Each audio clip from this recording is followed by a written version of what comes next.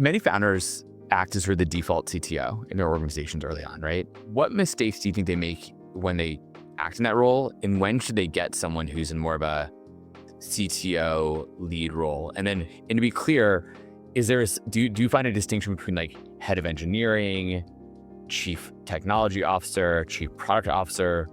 When do those become distinct versus just a generalist who is a good technical lead? One of the things that, just to answer your first question first, what is it that the CEO or the founder trips over as they begin to get into the realm where they could do with somebody who's a specialist CTO or VP engineering or something like that? They tend to forget that every conversation they have carries the full weight of their title. Founder, CEO. So a chat with somebody that, when you're 4 people sitting around a table used to be, hey, what do you think? Does this sound like a good idea? When you're at 35 people, it's, hey, what do you think? Oh, I'll go and do that straight away. The CEO's told me, right? Why are you doing that thing rather than something else? Oh, because I spoke with the CEO and he said I needed to do it now, right? That's not actually what was said, but that was what was interpreted and felt. Very careful as CEO to not do that too often because it's a real risk. And I think that's when if you notice that and you realize that and you realize, okay, hang on, I'm really setting the cat amongst the pigeons. I'm creating chaos just by having conversations. That's probably when you need somebody to be in that role, to have a little bit more of a pushback on you as the founder, as a leader, to say, hey, is this a good idea?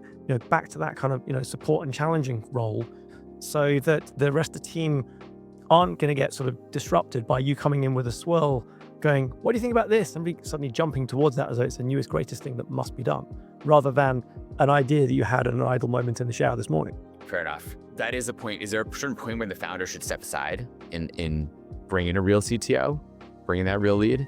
Or once again, because companies are hiring fewer people and you can get so much more done, and most founders nowadays have some level of AI skills, when do they step aside and bring in a real quote unquote CTO? When should a founder step aside? When should any role step aside? In most of the time, we're talking about startups that are scaling and growing. You're growing in headcount, you're growing in impact, you're growing in the number of customers, you're growing in the amount of process you've got, you're growing in the amount of bureaucracy you create internally in order to just manage the weight of all this stuff that you've got. At some point, the spark goes, the passion gets lost. And what happens is you kind of realize, hang on, I'm at the kind of scale where it's not fun anymore.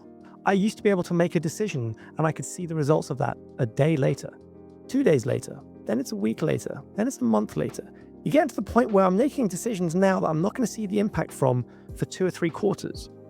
If you've been trained to get your hit from results that happen day to day, hour to hour, and now you're having to wait 3 months to get that dopamine hit, that's a different kind of person.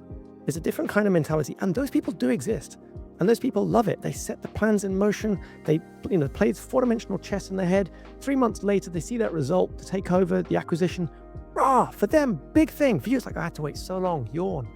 When you lose that spark, that's the time when you're thinking, maybe it's time to hand over the reins to that person who loves that 4D chess game.